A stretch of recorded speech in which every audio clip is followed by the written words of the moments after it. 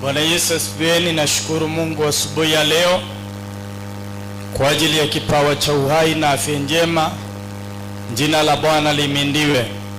Kwa hivyo karibuni sana katika nyumba ya Bwana, walio katika nyumba hii na walio katika mitandao ya kijamii. Mungu wa amani awabariki. Kwa hivyo tunaenda kusikia neno la Bwana, na leo ninataka kuongea kuhusu mizigo mizito. Katika maisha kunakuwa na mizigo mizito, lakini kuna njia ya kufanya hiyo mizigo iwe mepesi, ama kuna mahali unapaswa kupeleka mizigo yako ili upate usaidizi.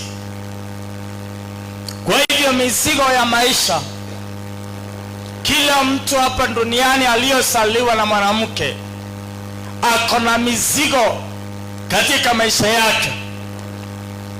Lakini katika hiyo mizigo kuna mahali pa kupeleka ili uweze kupumzishwa, ama ili uweze kupata usaidizi. Kwa hivyo nitaomba na tutaingia katika neno la Bwana. Baba wa mbinguni, katika jina la Yesu ninakushukuru, ninasema ni asante kwa ajili ya kipawa cha uhai, afya njema na uzima wa milele. Jina lako lihimidiwe na lipewe sifa, maana unastahili kuabudiwa, na hakuna Mungu mwingine isipokuwa ni wewe. Hakuna mwenye uwezo kama wako, hakuna mwenye upendo kama wako Bwana. Tunakuomba asubuhi ya leo Mungu, tunapoenda kusikia neno lako, Roho wako atusaidie, Roho wako atufundishe, maana sisi wenyewe hatuwezi pasipo neema yako, hatuwezi pasipo Roho wako. Ndiposa tunaomba usaidizi, na jina la Baba litahimidiwa na litapewa sifa. Kila wakuu wa anga na mipango yake na isambaratisha na kufunika mahali hapa na damu ya Yesu yenye nguvu, damu yenye ushindi, damu yenye utawali uwezo, na damu yenye dhamana. Na ni kupitia jina la Yesu tunaomba kushukuru pamoja na kuamini. Amen. Amen. Kwa hivyo leo tunaangalia katika neno la Bwana katika kitabu cha Mathayo 11 mstari wake wa 28 mpaka 30. Njooni kwangu ninyi nyote msumbukao na wenye kulemewa na mizigo, nami nitawapumzisha. Jitieni nira yangu, mjifunze kwangu, kwa kuwa mimi ni mpole na mnyenyekevu wa moyo, nanyi mtapata raha nafsini mwenu. Amen. Kwa maana nira yangu ni laini na mzigo wangu ni mwepesi. Amen. Bwana Yesu asifiwe. Burudia pole pole. Njooni kwangu ninyi nyote msumbukao. Yesu anasema njooni kwangu nyote msumbukao. Bwana Yesu asifiwe. Leo ninataka kufundisha na nini? Mifano. Bwana Yesu asifiwe. Tutafanya mfano mmoja hapa ili upate kuelewa ni nini Yesu alikuwa anamaanisha. Bwana Yesu asifiwe. Njooni kwangu enyi mlio na mizigo mizito. Bwana Yesu asifiwe. Kwa hivyo nataka mweti akuje hapa, kijana mmoja akuje hapa.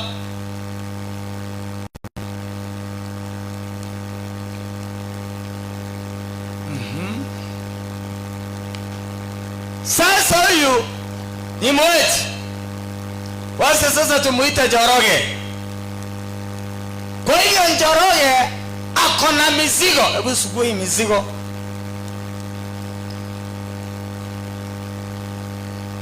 Kwa hiyo katika maisha kuna kitu kinaitwa mizigo. Watoto wamekosa fees, mke amekuwa na stress, watoto wamekuwa stress. Kwa hivyo mizigo inakuwa juu ya Njoroge. Na hii mizigo iko kwa Njoroge, maana ni pati ya maisha yake, ama hii ni majukumu ambaye anapaswa atekeleze. Kwa hivyo Njoroge anapokuwa na mizigo, hii mizigo itazidi kumsumbua mpaka atakapotafuta suluhisho, mpaka atakapopata ni wapi anaweza kutembea ama kupeleka. Kwa hiyo Njoroge anaweza kutangatanga. Hebu Njoroge tanga, anaenda huku anaenda kule, anataabika, na ilihali bado ako na huo mzigo. Kwa hiyo Njoroge, hiyo mzigo mzito hauwezi ukatoka. Kwa sababu gani? Bado hayapata suluhisho ya kutatua hiyo shinda. Kwa hiyo atatangatanga, anaenda kwa waganga, bado ako na mzigo. Anaenda kwa marafiki, bado ako na mzigo. Anaenda huku na huku, bado ako na mzigo. Bwana Yesu asifiwe. Njoroge, huo mzigo uko naye, bado umeutatua? Umeutatua? Hebu tuwaza atuambie. Hii mzigo ni mzito, acha nimpelekea Yesu. Bwana Yesu asifiwe. Kwa hivyo isipokuwa Njoroge aamue kama vile ameamua leo. Hebu sasa mfano naye wa Yesu ukuja hapa. Bwana Yesu asifiwe. Kwa hivyo Njoroge amesumbuka na mizigo katika maisha yake, ameamua hii itaniua. Ameamua. Umeamua upeleke wapi? Mzigo napeleka kwa Yesu ni mzito sana. Akaamua mizigo yake apeleke kwa Yesu. Maandiko yanasema, njooni kwangu enyi wenye kubeba mizigo mizito. Yesu naye ukienda kwake atafanya nini? Atachukua huo mzigo auweke chini. Bwana Yesu asifiwe. Maandiko yanasema atakupatia nira yake ni nyepesi. Bwana Yesu asifiwe. Kwa hiyo Njoroge shinda yake imetatuliwa na Yesu, na kile Njoroge amepatiwa hii inakuumiza. Bana. Hebu tembea naye tuone kama utaweza kutembea. Kwa hiyo Njoroge kile amepatiwa na Yesu ni kitu nyepesi ambaye anaweza kutembea naye. Kitu nyepesi ni kusema nini? Pesa ya shule ikipatikana ako na uwezo wa kulipa. Watoto wakitaka hii ako na uwezo wa kufanya. Ikiwa ni hii ako na uwezo wa kufanya. Yaani Yesu amempatia kitu ambaye anaweza akabeba. Bwana Yesu asifiwe. Kwa hiyo Yesu anaposema njooni kwangu enyi wenye mizigo mizito, maisha yako utakaa ukisumbuka, utakaa ukiteseka na mambo mengi katika maisha, isipokuwa ile siku utaamua kwenda kwa Yesu, kumwambia Yesu, hii stress itaniua, hii shinda itaniua, njoo shika unipumzishe. Bwana Yesu asifiwe. Hapo ndio utakapopata msaada. Hebu endelea na hiyo verse. Mungu awabariki sana. Na wapo umeelewa kile nilikuwa namaanisha. Bwana Yesu asifiwe. Maana Njoroge ameng'ang'ana, amesumbuka mpaka wakati amepata suluhisho. Bwana Yesu asifiwe. Kwa sababu gani? Amepata wa kumsaidia. Na wenye kulemewa na mizigo, nami nitawapumzisha. Nami nitawapumzisha. Njoroge alipong'ang'ana hapa, alipoenda kwa Yesu, Yesu alimpumzisha, ama akachukua ile shida Njoroge alikuwa naye akaitatua. Bwana Yesu asifiwe. Jitieni nira yangu mjifunze kwangu. Jitieni nira yangu mjifunze kwangu. Bwana Yesu asifiwe. Kujifunza kwa Yesu ni kukubali kumpatia mizigo yako, kukubali kuelekezwa na yeye, kukubali kuongozwa na Roho wake ambaye ni mtakatifu. Mtakatifu ambaye ni msaidizi anayetusaidia. Kwa kuwa mimi ni mpole na mnyenyekevu wa moyo. Yesu ni mpole na mnyenyekevu wa moyo. Bwana Yesu asifiwe. Hauwezi ukapata suluhisho kwa mtu ambaye ana moyo wa upole. Unajua, ukikuja kuniambia mambo yako, hata mimi niko na yangu. Unaenda kutafuta kwa suluhisho kwa wanadamu, tayari hao wanadamu wao wenyewe wako na taabu zao, wao wenyewe wako na mahitaji yao. Bwana Yesu asifiwe. Kwa hiyo mgonjwa hawezi akatibiwa na mgonjwa mwenzake. Bwana Yesu asifiwe. Ama daktari, mtu mgonjwa uende kwa daktari mgonjwa, anaweza kukusaidia kweli?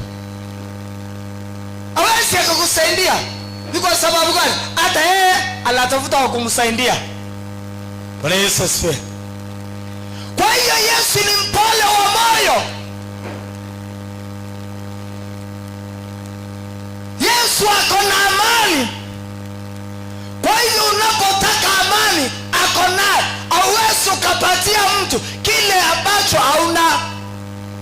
Anasema mimi ni mpole wa moyo. Kwa hivyo moyo wako, rafiki yako amekukataa, mke amekuta amekunja virago ameondoka, kwa hivyo roho yako itakuwa ikigonga pande hii pande ile ingine. Kwa hivyo isipokuwa uende kwa Yesu ambaye ako na moyo wa upole, apoeshe huo moyo. Bwana Yesu asifiwe. Apoeshe huo moyo wako. Girlfriend wako amekuambia kutoka leo, amemblock kwa simu, kwa message, kwa kila mahali, unakuta uwezi hata ukaongea na yeye. Kwa hivyo roho yako sasa unasikia kama inataka kupasuka. Kwa hivyo usipoenda kwa yule anaweza kupoesha hiyo roho, utaumia. Utakuta umesukua kamba, utakuta umetenda mambo mabaya. Iko sababu gani? Au kuenda kwa mtu ambaye ako ni mtulivu wa moyo. Yesu Kristo anasema mimi ni mpole. Mtu akiwa ni mkali, akienda kwa mtu mpole, hata yeye anatulia. Najua hata ukiwa unakuja kupiga mtu ukuta anakuangalia, nakuuliza sasa kuna shinda gani? Sasa nimekukosea wapi? Najua huyo mtu hata kama ulikuwa umempangia mambo mabaya, hauwezi ukamwataki. Kwa sababu nini? Yeye ni mtulivu. Yeye ako na amani. Sasa utapigana na mtu ambaye hata hana shughuli na wewe, utaachana naye. Kwa hiyo Yesu ni mtulivu wa moyo, ni mpole. Kwa hivyo tunapoenda kwake kuomba msaada, tunaomba msaada mahali ambapo kuna stahili. Haleluya. Kwa hivyo twende kwa Yesu. Ni kitu gani imekusukuma? Usikubali kikuue, usikubali kuumise. Enda kwa Yesu naye atakupumzisha. Nanyi mtapata raha nafsini mwenu. Nanyi mtapata raha nafsini mwenu. Ikiwa watoto wako wanakusumbua, ikiwa shule inakusumbua, karo ya shule inakusumbua, matatizo ya magonjwa yamekusumbua, unajua ukiwa na matatizo hauwezi kuwa na raha. Bwana Yesu asifiwe. Hauwezi ukawa na raha. Ni kwa sababu gani? Uko na mahitaji yanakusumbua, haujui utatatua namna gani, haujui utafanya nini. Kwa hivyo unakuwa moyo wako unaumia. Sasa unasikia pressure hiyo, ati sijui magonjwa nini, bao unaambiwa na daktari sasa enda kwa mahali enda kwa shashi, uende ukacheke huko, watu wakakusekeze, at least upate kafuraha. Bwana Yesu asifiwe. Hapo unafikiria vile vitimbi vinafanyika na Chili na hao wengine wasanii, ili at least ufurahi. Stress isiue mtu. Bwana Yesu asifiwe. Na hata daktari anakuambia sasa, wewe utaanza kusumbuka, utaanza kuwa na mambo mengi, utaacha kuwa na hii na hii, ili at least ajaribu comfort. Bwana Yesu asifiwe. Lakini kama unataka suluhisho ambayo ni permanent, hiyo ya daktari usiposegezwa na watu, bado utagonjeka. Wewe ukikasirika utakuwa mgonjwa. Bwana Yesu asifiwe. Lakini suluhisho ya Yesu ni permanent. Anakuambia njooni kwangu niwape raha. Yesu akukupatia raha ni kumaanisha hata matatizo yako atatatua. Ni kumaanisha hata kile kiliokuwa kinakusumbua atakupatia njia mahali ambapo hapana njia. Haleluya. Kwa hiyo ingine ya wanadamu ni temporary tu, ikiondoka imekuasa kwa stress zako. Ukisahau kidogo, utakuta ate sukari imeenda juu, pressure imeenda juu. Bwana Yesu asifiwe. Utakuta mambo yameharibika. Lakini hii ya Yesu ni permanent. Utakapoamua kile kitu unachopitia maishani, dawa yake ni Yesu, unaipatiana kwake. Kwa hivyo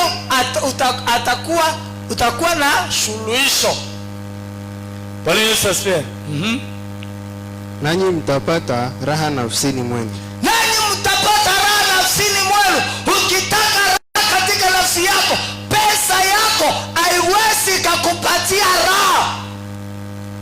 Maana watu wanapora nchi, wamemaliza na kila kitu, lakini bado raha hakuna. Hata ukipatiwa nchi ya Kenya yote iwe yako, bado nchi haiwezi kukupatia raha. Simuliona Sonko siku ingine akilia kwa mitandao. Amukuona Sonko analia, hata wengine wanamuuliza, sasa wewe unalilia nini? Ni nini hauna? Bwana Yesu asifiwe. Akona pesa sikatai, lakini analia. Ni kwa sababu hizo pesa asiwezi zikampatia raha. Yeye nilikuwa ninaona kavindio kengine atikubaa vile amebaa, sijui mambuling masaa sijui ya nini, ati alikuwa worth 60 million. Hiyo vitu amevaa mambulingi masuti hiyo, yani ikihesabiwa wanasema ni 60 million, lakini analia. Kumaanisha nini? Pesa na mali ya dunia haiwezi kumpatia raha. Bwana Yesu asifiwe. Ukitaka raha na ukitaka kuwa na amani, lazima uwe na Yesu. Ndiye anayepatiana raha, ili hata ukipata hiyo mali usishindwe kulala kwa sababu ya mikora. Bwana Yesu asifiwe. Ukitembea na gari haina bulletproof, unafikiria hapo utauawa au utarudi nyumbani leo. Bwana Yesu asifiwe. Ukikula kitu kwa hoteli, unakaa ukiangalia kama huyu apewa sumu. Bana una raha na una protection ya Yesu. Bwana Yesu asifiwe.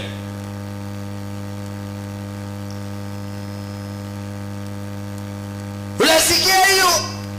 Hakuna kitu kama rais wa Marekani nilikuwa nasikia wakisema hawezi akakula kitu chochote kama akiyapitia kwa daktari adhibitishe hiyo kitu iko sawa, hata kama ni njiani. Hawezi akakula kitu kibahati mbaya. Vile watu unaona ameenda hapo amepata kama mahindi ati akienjoy watu anakula. Wanasema walikuwa wamepanga atapitia hapo na kimekaguliwa. Bwana Yesu asifiwe.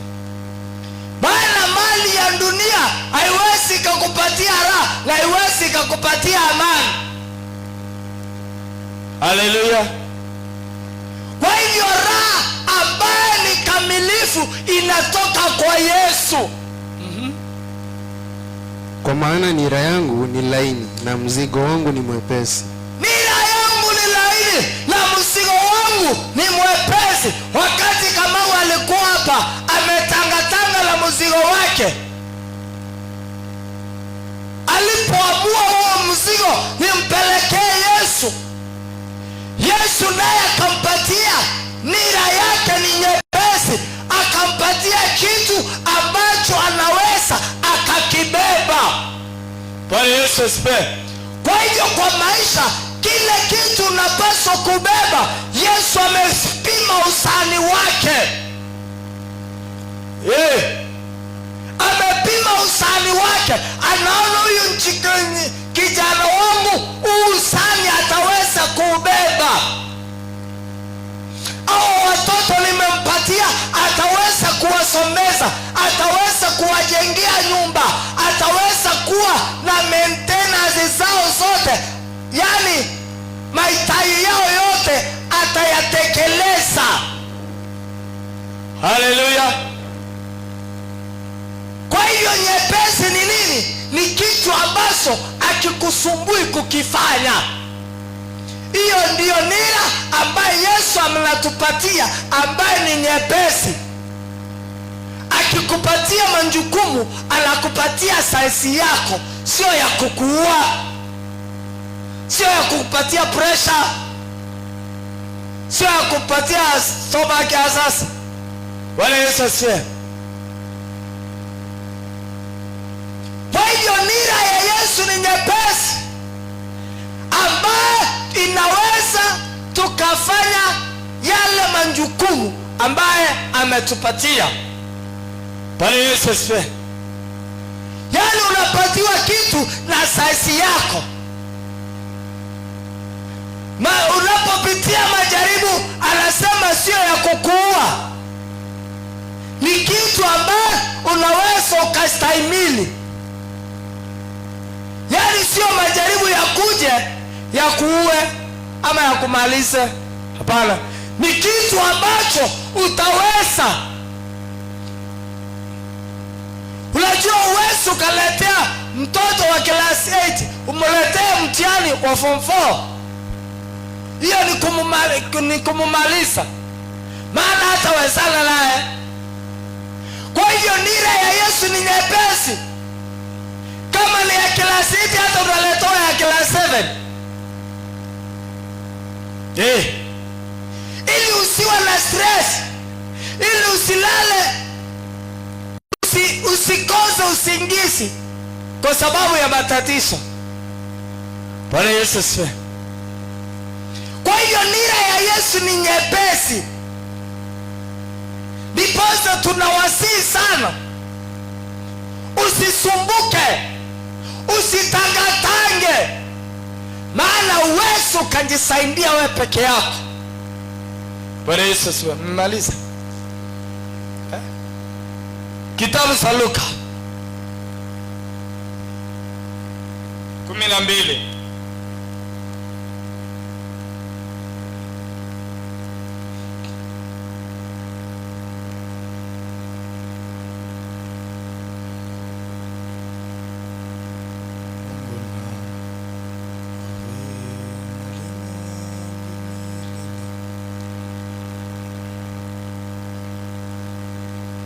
Na yupi kwenu ambaye akijisumbua aweza kujiongeza? 25 na 26. Bwana Yesu asifiwe. Rudia tena. Na yupi kwenu ambaye akijisumbua aweza kujiongeza kimo chake hata mkono mmoja? Ni nani kwenu anaweza akajisumbua akajiongeza hata kimo kimoja? Bwana Yesu asifiwe. Yesu akauliza swali, wewe unakaa ukisumbuka, wewe unakaa ukitangatanga, ukienda kwa waganga, unaenda kwa wachawi, unaenda sijui kwa nani, unaenda sijui kwa nani. Ni nani kwenu anaweza akajisumbua akajiongeza hata kimo kimoja? Bwana Yesu asifiwe. Ulikuwa wa futi 6, ukijisumbua na kuteseka unakuwa wa 6.5 ama 7. Akawauliza ni nani kwenu anaweza akajisumbua akajiongeza kitu? Hata ukilala, hata ukikaa bila kulala, asubuhi utaamuka ukiwa umefanya jambo lolote, bado tu kutakuwa asubuhi na bado uko na hiyo shida yako, bado uko na hiyo stress yako. Basi ikiwa hamwezi hata neno lililo ndogo, kwa nini kujisumbua kwa ajili ya yale mengine? Bwana Yesu asifiwe. Yesu akauliza, ikiwa hamwezi kufanya hilo jambo ndogo, unajua kuongeza kaurefu katika mbingu ni kitu rahisi. Kwa hiyo mbingu inatambua hiyo ni kitu rahisi. Bwana Yesu asifiwe. Kama usasa wewe kuwa uko na fiti 5 kuwa wa 6, hiyo kwa mbingu ni kitu rahisi. Lakini anawauliza, kama hamwezi mkafanya hiyo kitu rahisi, kwa nini kujisumbua? Memaliza. Bwana Yesu asifiwe. Kwa nini kufanya nini? Kujisumbua. Kwa hivyo hata ukijisumbua, hakuna kitu unaweza ukajiongeza. Hata ukijisumbua, bado matatizo ni yale. Bado stress ni ile. Bado mizigo ni ile. Bwana Yesu asifiwe. Kwa hiyo ni vizuri ujue mahali pa kupeleka, mahali pa kutatuliwa hiyo shinda yako, naye Bwana atakuonekania na atakusaidia. Wewe ni mgonjwa, umesumbuka. Hata ukisumbuka hauwezi ukafanya jambo lolote lile, lakini unapokuja kwa Yesu unamwambia, hii magonjwa yananiua, yananimaliza, Bwana ninaomba uniponye. Yesu naye atakuponya na atakuweka huru. Kitu chochote unachoona kinakusumbua kwa maisha, usikubali kukumalize. Ulikuwa unaona hapa hakuna njia, hata ukikunywa pombe iwezi kaleta njia.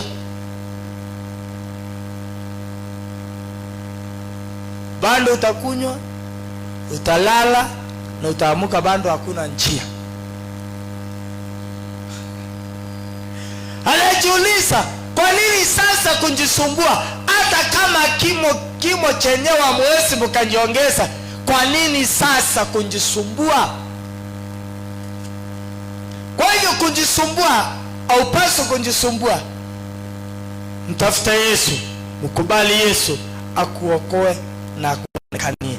Kama uyaokoka, umekuwa ukihangaika kwa maisha, umekuwa ukitafuta njia upati, leo patia Yesu maisha yako, akuokoe na akuweke huru, akufanye kuwa mwana, naye atakutenda mema.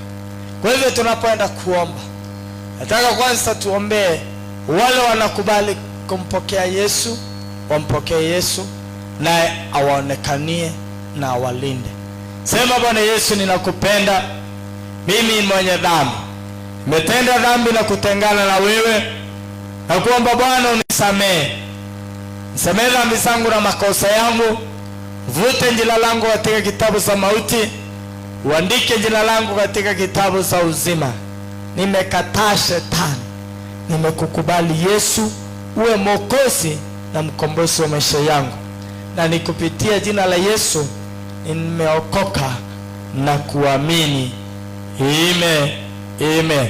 Wewe umeokoka, sindi kumtumikia Mungu na kumwabudu Mungu kwa roho na kweli, naye atakusaidia, naye atakulinda na atakuweka huru. Kwa hiyo wewe ni mgonjwa, kuna mambo yalikuwa yamekusukuma, kuna stress ilikuwa imekusukuma. Kwa hivyo leo ninataka umkabidhi Yesu ili akuokoe, ili akupumzishe hiyo mizigo mizito. Unaona hii inaenda kukumaliza. Leo kubali Yesu. Leo kubali umpatie Yesu. Kama Njoroge tumeona hapa ameng'ang'ana na mizigo yake, lakini hakuweza kujisaidia. Lakini alipoipeleka kwa Yesu, Yesu akampumzisha, akaichukua. Shinda yako na chochote kilichokuwa kinakusukuma, leo tukipatiane kwa Yesu akupumzishe. Kama ni magonjwa, Yesu akuponye.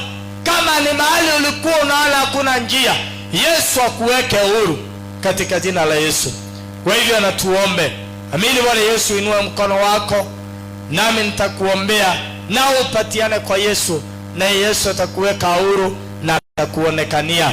Baba mbinguni, katika jina la Yesu ninakushukuru kwa ajili ya neno lako Bwana, ambalo liko na uhai na liko na nguvu, likali kuliko panga ukatae kuwili. Bwana, umetuambia Baba tukuletee mizigo mizito, nao utatumpumzisha Bwana, nao utatupatia nira yako ambaye ni nyepesi.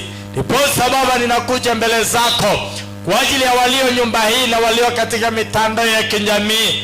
Kuna kitu mizigo ilikuwa imewasumbua, kuna mambo yalikuwa yamesukuma katika maisha, wakaonekana kwamba hakuna njia, hakuna Baba Jehova Jireh suluhisho. Lakini Bwana wamekuja leo kukuletea mizigo yao mizito. Bwana Mungu, ninaomba ukawapumzishe kupitia jina la Yesu.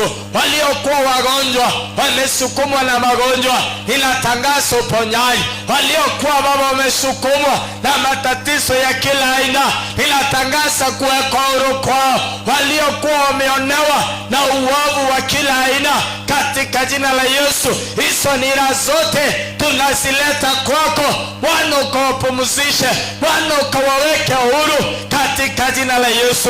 Waliokuwa wamefungwa, ninatangaza kufunguliwa kwao, na neema yako ikaweze kuwa juu ya maisha ya watoto wako katika jina la Yesu. Asante Bwana, ukawaponye kimwili, ukawaponye kiroho, na nikupitia jina la Yesu tunatangaza wako huru, na wako huru kweli, na nikupitia jina la Yesu. Baba, tunaomba kushukuru pamoja na kuamini. Amen. Amen. Mungu wa amani wabariki. Mungu wa amani awatende mema. Sindi kumtumikia Mungu, na msindi kila jambo katika maisha ukampatie Yesu, naye atakuonekania, naye atakushindania. Kwa hivyo tutakuwa live saa 6:30, lakini ibada tunaanzia saa 4. Karibuni sana, tuabudu Mungu pamoja, na Mungu wa amani awatende mema. Amen. Amen.